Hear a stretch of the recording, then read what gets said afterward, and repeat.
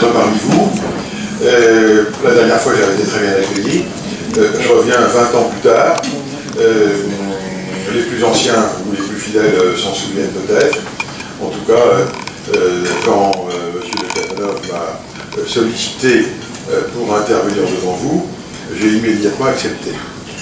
C'était d'ailleurs il y a un certain temps, puisque ça fait près d'1 an que, Patrick, vous m'avez fait cette proposition. On devait être un peu avant l'élection présidentielle de 2012, parce que aujourd'hui, est-ce que vous me poseriez la même question? Qui gouverne en France? Eh ben, c'est les socialistes. Il n'y a aucun doute là-dessus. Je ne pense pas que quiconque pourrait répondre différemment. Mais comme nous n'étions pas encore sous le gouvernement socialiste, on pouvait avoir un doute. Et au-delà de cette apparence, vous souhaitiez que quelqu'un, c'est tombé sur moi, vienne devant vous émettre quelques réflexions sur le sujet. Alors c'est ce que je vais essayer de faire en vous faisant remarquer que si j'ai eu quelques mois pour préparer cette intervention, le sujet est quand même très difficile, très difficile, et je me suis souvenu que lorsque, au XVIIIe siècle, l'Académie de Dijon avait posé à Jean-Jacques Rousseau la question de savoir quelle était l'origine et les fondements de l'inégalité parmi les hommes, il avait fallu à Jean-Jacques Rousseau 4 ans, voire peut-être 5 ans, pour produire son mémoire. Et je vous avouerai qu'au moment où j'en suis maintenant, de cette réflexion, qui a maintenant quelques mois, parce que le sujet m'a toujours intéressé, mais j'ai essayé d'approfondir pour cette intervention, conférence c'était un bien grand mot, eh bien j'en suis peut-être à un moment où j'ai plus d'interrogations et de questions à me poser devant vous que de réponses à y apporter. Mais enfin, je vais essayer de mener cette réflexion dans le temps qui m'est imparti, c'est-à-dire 40-45 minutes.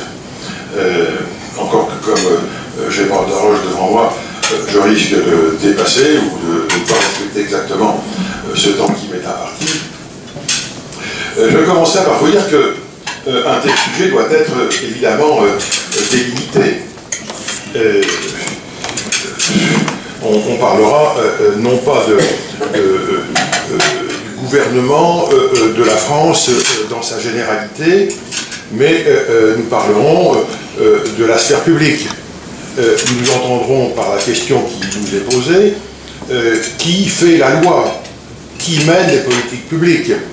Ça veut dire que nous n'évoquerons pas la sphère privée, encore que, de nos jours, les pouvoirs publics, la loi, les politiques publiques interfèrent de plus en plus avec la sphère privée, avec nos pensées, avec nos actes, qui sont de moins en moins soumis aux règles morales, comme elles l'ont été pendant très longtemps, et de plus en plus soumis, dans leur expression, dans leur manifestation, à la loi formelle et aux règlements qui s'en suivent, qui s'en découlent.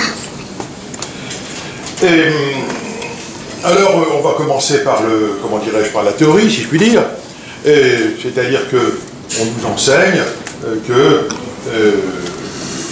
dans la Constitution, dans la Déclaration des droits de l'homme, eh bien, le peuple est souverain, que le gouvernement est issu de ce peuple. Article 3 de la Déclaration des droits de l'homme et du citoyen, article 3, coïncidence de la Constitution de la Ve République. Mais évidemment, comment dirais-je, énoncer ce rappel constitutionnel risque de provoquer quelques éclats de rire, ou au moins des interrogations et même de la suspicion. Encore que, si on analyse les décisions qui sont prises par la sphère publique, les lois, les politiques publiques, eh bien, il est de fait qu'un certain nombre de décisions résulte réellement de la volonté populaire. Et, par exemple, quand les socialistes arrivent au pouvoir en 2012 et créent modifient le budget en cours d'exécution. Je parle trop fort, pas assez fort? Comme ça? Comme ça? Et donc, j'évoque la loi fiscale, la loi de finances rectificative pour 2013, et l'augmentation des impôts qui en résulte pour à peu près tout le monde. Eh bien, on ne peut pas considérer que cette loi fiscale ne soit pas la stricte application de la volonté populaire, dans la mesure où les socialistes ont été élus, ils ont la majorité, ils prennent des décisions qui sont conformes à ce qu'ils avaient annoncé, et nous sommes, en gros, dans le cadre du gouvernement par le peuple et pour le peuple. Et si on considère un sujet qui fait encore polémique et qui a provoqué pas mal de manifestations et encore des débats, je veux parler du mariage homosexuel. Peut-être que les choses sont un peu moins claires, mais enfin, là aussi, on est devant un engagement du candidat devenu président de la République, puis une majorité au Parlement s'apprête à faire voter cette loi. On peut la contester, évidemment, et s'y opposer par tous les moyens possibles, mais on ne peut pas considérer qu'on est en dehors des clous de la souveraineté populaire. Et puis, je pourrais aussi prendre d'autres exemples qui indiquent, qui montrent que dans un certain nombre de cas, exactement à l'inverse des deux cas que je viens de citer, eh bien, la loi va diamétralement à l'opposé de la souveraineté populaire. Je pense par exemple à l'abolition de la peine de mort en 1980. Les Français n'avaient pas été consultés sur ce point. Ce point ne faisait pas explicitement partie des engagements du candidat François Mitterrand. Les Français consultés par sondage y étaient majoritairement opposés, et néanmoins la représentation parlementaire l'a voté. Et en cherchant bien, on pourrait trouver un très grand nombre d'exemples où la loi qui a été votée, la politique publique qui a été mise en œuvre, était strictement à l'inverse de la volonté populaire. Mais enfin, il me semble, et je n'aurai pas le temps de développer suffisamment largement ce point, que dans la plupart des cas, des politiques publiques, eh bien, si on essaye de retrouver l'origine de ces dispositifs, si on se pose la question concernant ces lois et ces dispositifs, la question de savoir qui en a décidé, qui gouverne, eh bien, la réponse est très difficile et souvent impossible. On est dans une zone opaque, dans une zone incertaine, dans une zone, comment dirais-je, sans transparence. Si je me pose la question de savoir qui a décidé d'une politique constante depuis 40 ans en matière d'immigration. Alors, on peut trouver quelques points de repère, on peut trouver des décrets signés en 73, un peu plus tard, et puis ensuite, à peu près chaque année, des décisions sont prises. Mais qui a inspiré, qui a voulu et finalement soutenu cette politique qui s'est traduite par, comment dirais-je, une modification tout à fait considérable de la nature de la population vivant en France? Eh bien, je crois qu'honnêtement, personne ne peut répondre à cette question. Chirac. Oui, on peut répondre selon comment dirais-je, son opinion, sa tendance, etc. Mais on ne peut pas apporter une réponse qui soit sûre et certaine et dont tout un chacun devra convenir. Si l'on parle par exemple à un autre niveau, qui n'est pas seulement le niveau de la France, qui est le niveau de l'Europe ou le niveau mondial, des politiques qui sont mises en œuvre sur le terrain monétaire. Ouais. qui est à l'origine, quelles sont les forces qui sont à l'origine des politiques monétaires et financières suivies en Occident depuis bientôt 70 ans. Très difficile de répondre, très difficile. Alors il y a des films récents qui sont parus où on voit des banquiers, comment dirais-je, mener des réflexions et prendre des décisions conjointement avec des hommes politiques, dans le secret de certaines commissions. Et puis on voit des banques publiques, des banques centrales américaines ou européennes mener des politiques exactement contraires au statut que ces banques devraient appliquer. Qui est à l'origine de ces politiques? Qui gouverne la BCE? Qui gouverne la Fed aux États-Unis? Très difficile de répondre. Très difficile de répondre. Je prendrai un autre exemple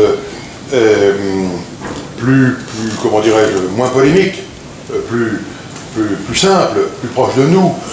Vous savez peut-être que la France a une politique qui lui est propre, très spécifique, en matière d'adoption d'enfants orphelins. Nous sommes un pays où les orphelins font l'objet de peu d'adoptions et sont, pour la plupart d'entre eux, comment dirais-je, regroupés dans des centres, dans des maisons, dans des institutions qui dépendent des directions des affaires sociales départementales. Dans une proportion très importante. En Angleterre, on adopte chaque année environ 80 000 enfants, et en France, c'est moins de 10 000. Comment se fait-il? Or, c'est quand même une politique importante, la politique de l'adoption des orphelins. Et donc, comment se fait-il qu'on ait cette politique spécifique, qu'on n'en parle à peu près jamais, et que, sauf à faire des recherches que je n'ai pas fait, que je n'ai pas faites, donc je n'ai pas eu le temps de faire, je ne sais pas d'ailleurs si elles auraient été couronnées de succès, comment se fait-il, qui est à l'origine, qui gouverne, qui est à l'origine, qui est à l'instigation de telle politique publique. Et voilà, donc ce sont des exemples. J'ai essayé de vous donner d'abord des exemples de politiques qui résultent, comment dirais-je, à l'évidence de la volonté populaire. J'ai essayé de vous donner quelques exemples de politiques qui sont sans doute à l'opposé de la volonté populaire.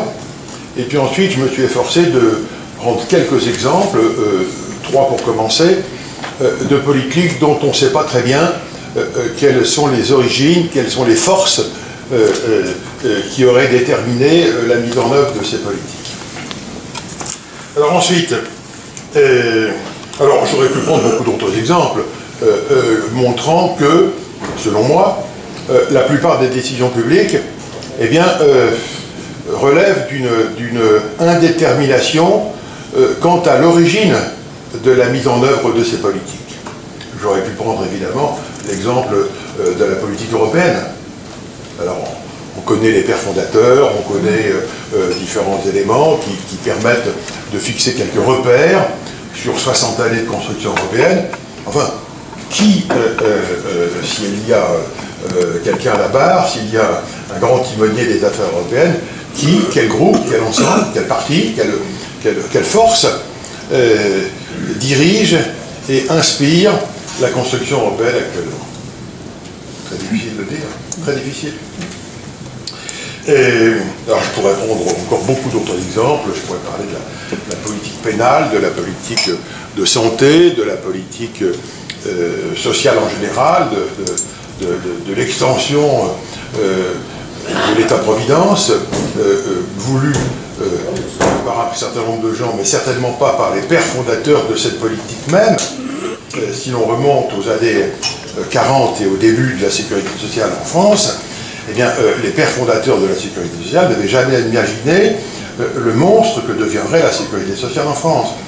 Est-ce que cette politique s'est développée toute seule, sans qu'elle ait de tête pensante ou de groupe pensant pour qu'elle se développe? Je pose la question. Alors, pour essayer de commencer à répondre à cette question, eh bien, je n'ignore pas que très souvent, et ça résulte, ça se trouve notamment dans les articles de presse que vous avez trouvés, que vous avez relevés, que vous avez imprimés, certains d'entre vous, pour préparer cette réunion, eh bien, on nomme précisément tel ou tel groupe, telle ou telle communauté, tel ou tel lobby, telle ou telle réunion d'intérêt particulier, et on dit c'est eux qui commandent. Alors je vais vous citer une dizaine d'ensembles, de groupes ou de communautés qui sont parfois cités comme agitant derrière le rideau les ficelles de notre grande guignole. Vous savez par exemple qu'à la fin de sa vie, François Mitterrand, selon les témoignages qui ont été apportés par son dernier biographe, qui était M. Georges-Marc Benamou, François Mitterrand aurait dit à Georges-Marc Benamou que la France avait un ennemi et que cet ennemi c'était l'Amérique. Et que c'était l'Amérique qui était derrière toutes les comment dirais-je, les politiques qui avaient cours en Europe et qui étaient finalement le principal obstacle au développement d'une politique française telle que François Mitterrand l'a souhaité. Et ce complot américain, eh bien, c'est une thèse qui est souvent reçue, qui est souvent développée, qui est souvent exposée, notamment par tous les groupes souverainistes. Et si vous allez sur Internet, vous allez trouver des vidéos qui expliquent que les Américains, c'est une fois précisé, qui de ces Américains, comment, ni où finalement, que ce sont les Américains, terme générique, hein, qui sont derrière la construction européenne, qui sont, après avoir contribué à la reconstruction de l'Europe, etc., etc. Et alors, les lobbies qui sont souvent évoqués comme comment dirais-je, grands manipulateurs et à l'origine d'un certain nombre de politiques publiques, bref, dont on dit qu'ils gouverneraient au lieu et place du peuple souverain, sont évidemment très nombreux. Vous savez, 20 fois par an, les news magazines font leur titre sur les francs-maçons. Alors, c'est les francs-maçons qui mènent le monde. Je crois d'ailleurs que Frédéric Bastiat a été lui-même franc-maçon. Il était franc-maçon. Il appartenait à la loge des 3 jours, avec son ami Jacques Lafitte. À la Zélé à Bayonne. Je crois qu'il a surtout appartenu à une loge parisienne. Il a commencé à Bayonne. Il a commencé à Bayonne. À la Zélé à Bayonne. Et ensuite à Paris, il a retrouvé le général Lafayette. Et donc dans ma bouche, comme je suis, comme vous tous, un admirateur de Frédéric Bastiat, ça n'est pas péjoratif et en tout cas pas ostracisant. Mais enfin bon, voilà, vous avez une thèse complotiste qui désigne les francs-maçons. Et puis ensuite, alors vous en avez beaucoup d'autres, les anciens élèves de l'ENA, les inspecteurs de finances, les membres du siècle, cette organisation qui à Paris rassemble 2 à 3 000 personnes, où se retrouvent des anciens fonctionnaires et souvent des journalistes, et puis les homosexuels, je sais pas quoi, évidemment les capitalistes, le mur d'argent, mais les juifs qui sont des oubliés, parce que ça fait partie comment dirais-je, des personnes souvent désignées comme comment dirais-je, exerçant un pouvoir occulte plus important que celui qui résulterait de leur seul nombre. Et donc, personnellement, je ne dis pas que tous ces pouvoirs-là ne soient pas à l'œuvre, que pour certains de ces groupes, comment dirais-je, il n'est pas pour fonction de vrai, mais si on examine un certain nombre de cas concrets de politique publique, celles que j'évoquais rapidement il y a quelques minutes, ou d'autres, eh bien je crois qu'il est difficile d'attribuer quelque politique publique que ce soit à quelques groupes de pression que ce soit. Je crois au contraire qu'à chaque fois, on a une coalition de groupes d'intérêt, coalition qui d'ailleurs est variable selon les sujets concernés. Et je crois que votre président m'a sollicité pour mener ce débat après que j'ai écrit un article dans les 4 vérités. Voilà. Et merci. Sur le thème de la collusion entre les syndicats réformistes et la haute fonction publique. C'était sans doute à propos de la réforme du régime des retraites, où là, je pense qu'on a eu affaire... Je vous en prie, monsieur. Vous pourriez parler plus fort, parce que... D'accord. Comme ça, c'est mieux? C'est parce que vous n'étiez pas là. Vous remontez un peu. D'accord, monsieur. Il faut le mettre... C'est un peu comme une glace à la vanille, on ne sait jamais. S'il faut la lécher par le bout de la langue, vous la mettez complètement dans la bouche. Alors, je vais essayer de modifier ma position. Donc, je crois, par exemple, que sur ce sujet-là, en effet, on a eu affaire à une coalition d'intérêts, coalition que l'on ne retrouve pas dans l'élaboration et le développement de toutes les politiques publiques, mais sans doute, s'agissant de la politique sociale, c'est une coalition qui est souvent à l'œuvre, et qu'on a vu encore à l'œuvre, à mon avis, il y a encore quelques mois. Mais si l'on prend d'autres sujets, eh bien, on va trouver, me semble-t-il, des alliances entre groupes de pression qui se retrouvent ensemble dans un cas concret, à un moment donné, et qui ensuite n'agiront plus forcément ensemble.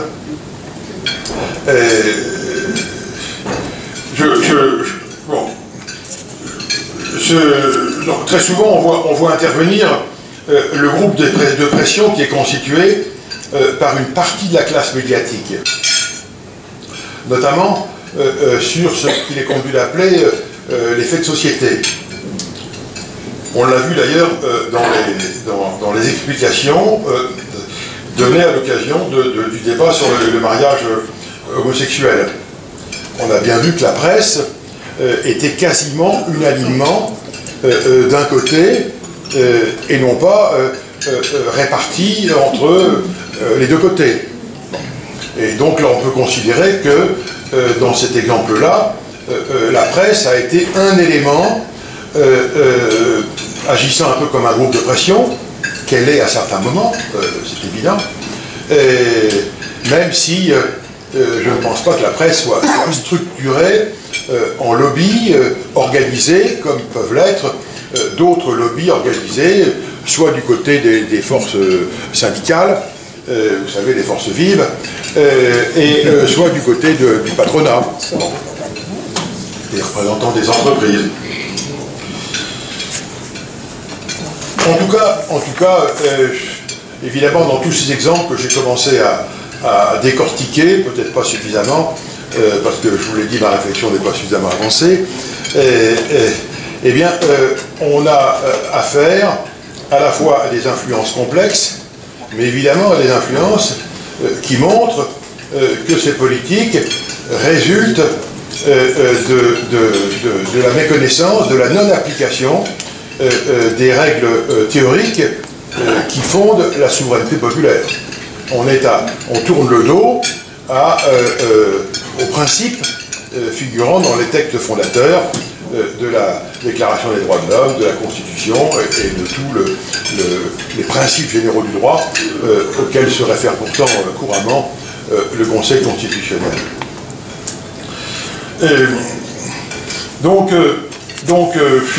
Si j'essaye à ce point de mon propos de le résumer, je pense que nous ne sommes pas gouvernés par,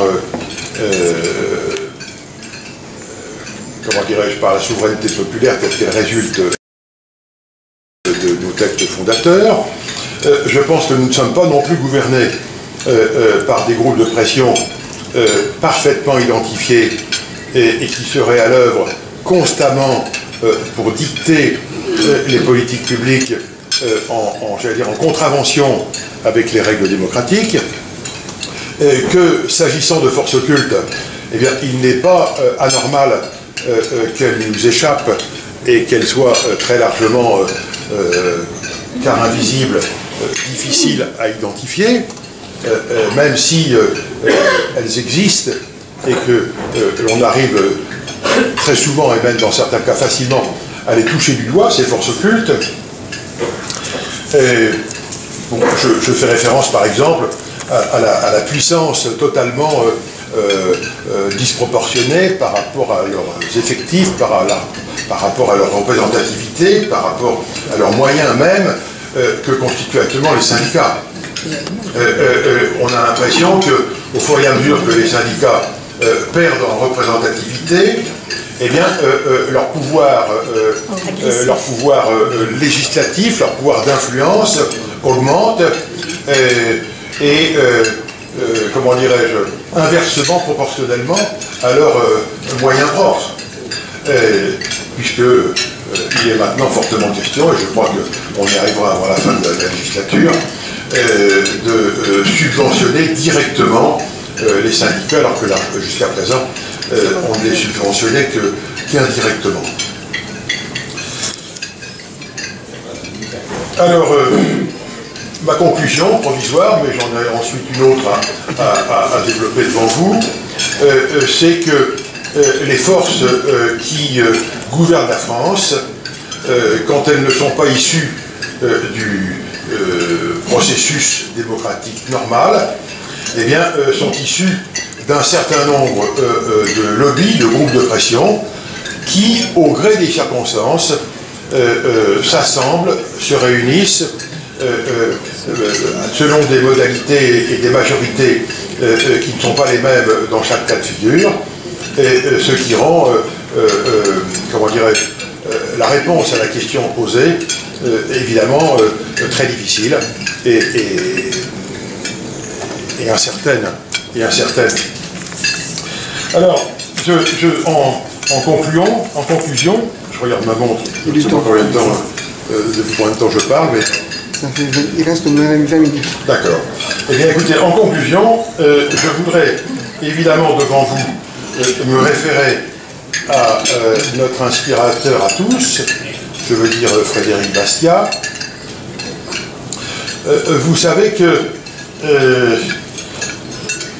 il n'a jamais rechigné dans sa vie publique à voter avec la droite ou avec la gauche, mais que toute sa vie, il a combattu les socialistes. Ça veut dire que, de son temps, on pouvait être de gauche sans être socialiste, car Frédéric Bastiat n'a jamais composé dans aucun de ses textes, dans aucun de ses articles, dans aucun de ses ouvrages, avec l'idéologie socialiste. Et cette idéologie, qui n'était pas aussi élaborée que celle à laquelle nous allons faire aujourd'hui, était déjà dans ses sources, dans ses prolégomènes, parfaitement, comment dirais-je, était plus qu'à l'état embryonnaire.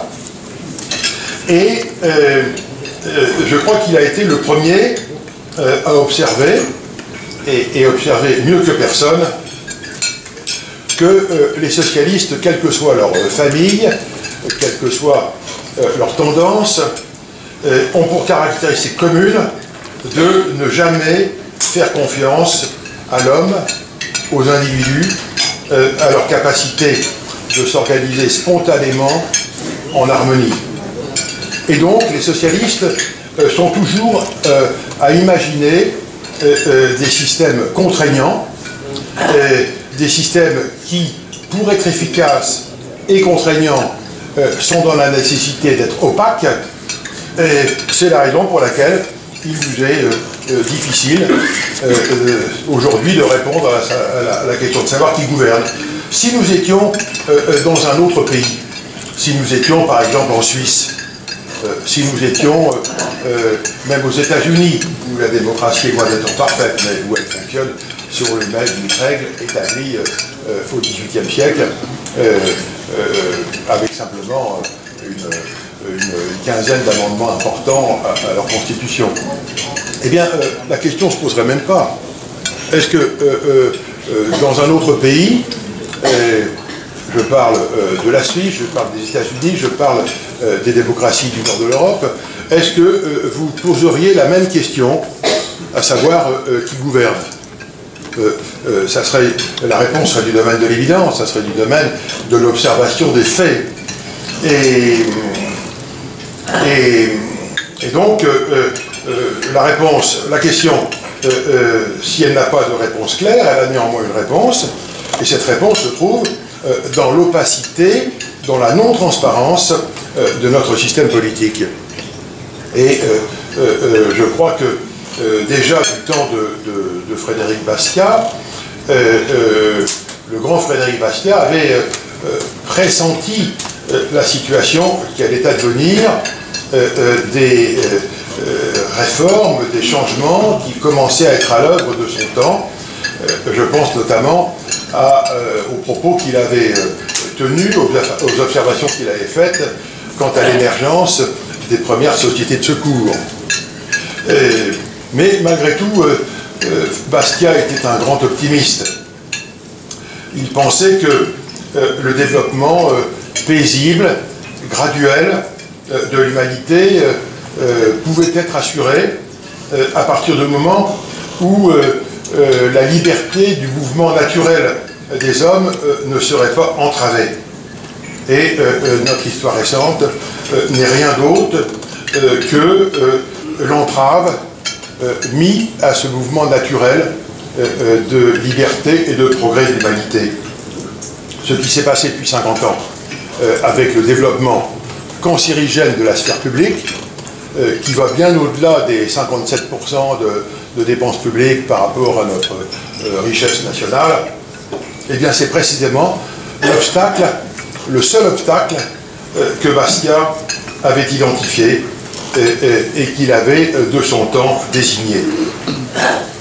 C'est la raison pour laquelle, personnellement, je pense que la crise que nous vivons actuellement est une crise sérieuse, que c'est une crise qui concerne principalement, et même peut-être uniquement, la sphère publique, dont nous serons évidemment les victimes, puisque la sphère publique ne peut rien sans le concours des individus qui abreuvent cette sphère publique, mais que cette faillite qu'on peut attendre de la sphère publique, eh bien, se traduira par une disparition de certains, de pans entiers de cette sphère publique, par une attrition voulue ou subie de cette sphère publique, et que cette attrition de la sphère publique sera une chance pour la souveraineté des individus. Alors, je ne suis pas sûr d'avoir répondu entièrement, et comme vous l'auriez souhaité, à la question posée, mais en ce qui me concerne, je sais qui doit me gouverner, et je sais que la liberté est la seule loi naturelle qui peut présider à l'harmonie sociale. Et, mesdames et messieurs, si vous me reposez la question de savoir qui gouverne la France, je vous dirai que, hélas, nous sommes gouvernés par des ennemis de la liberté.